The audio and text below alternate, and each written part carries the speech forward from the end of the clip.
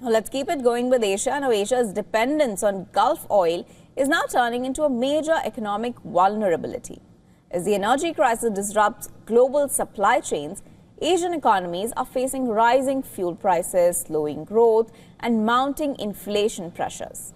Global institutions, including the IMF, ADB, and Goldman Sachs, they are now warning that prolonged energy shock could trigger stagflation risks and weaken the economic momentum across Asia. Here's a report for more on this. Take a look.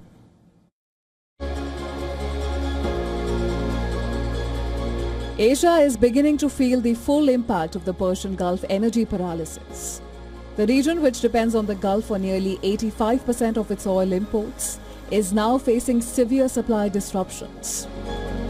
According to Kepler data, Asia's oil imports from the Gulf fell to 14.8 million barrels per day in April, down from more than 18.6 million barrels per day in March. And that is a decline of nearly 4 million barrels daily in just 1 month. While the United States has increased crude exports to Asia, the additional supply is not enough to close the gap. US shipments are expected to rise by roughly 1 million barrels per day, far below the losses from the Gulf. Asian nations are also importing more Russian crude after Washington extended sanction waivers. But analysts say that global supply remains too tight to fully stabilize the market.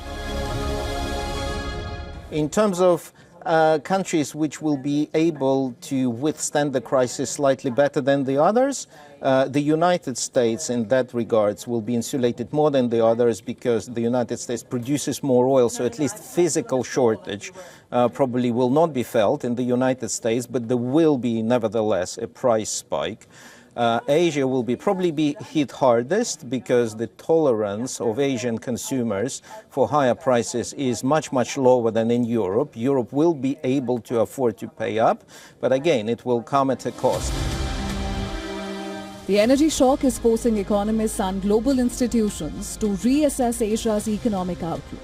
The Asian Development Bank and IMF have warned that the Gulf conflict is weakening the external balances and limiting policy options for Asian economies heavily dependent on imported oil and gas. Several countries are already facing stagflation risks, where slowing economic growth combines with rising prices. Poorer economies in Southeast Asia are among the most vulnerable because they lack large strategic oil reserves and have limited fiscal capacity to absorb higher fuel costs. Wealthier Asian economies are relying on strategic reserves and long-term energy coordination to manage the crisis. But even these buffers are beginning to come under pressure. China has accumulated more than 1 billion barrels in oil reserves and has diversified imports through Russia and Iran. Japan, which holds roughly 400 million barrels in reserves, has already started drawing down stockpiles to contain domestic fuel prices. At the same time, countries such as Japan and Australia are accelerating energy cooperation agreements to improve long-term security. But analysts warn that reserve releases and emergency measures only buy time if supply disruptions continue for months.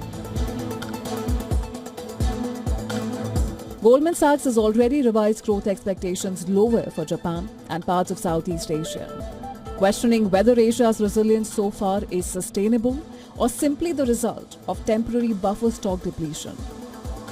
The longer the conflict continues, the greater the risk of demand destruction across Asia.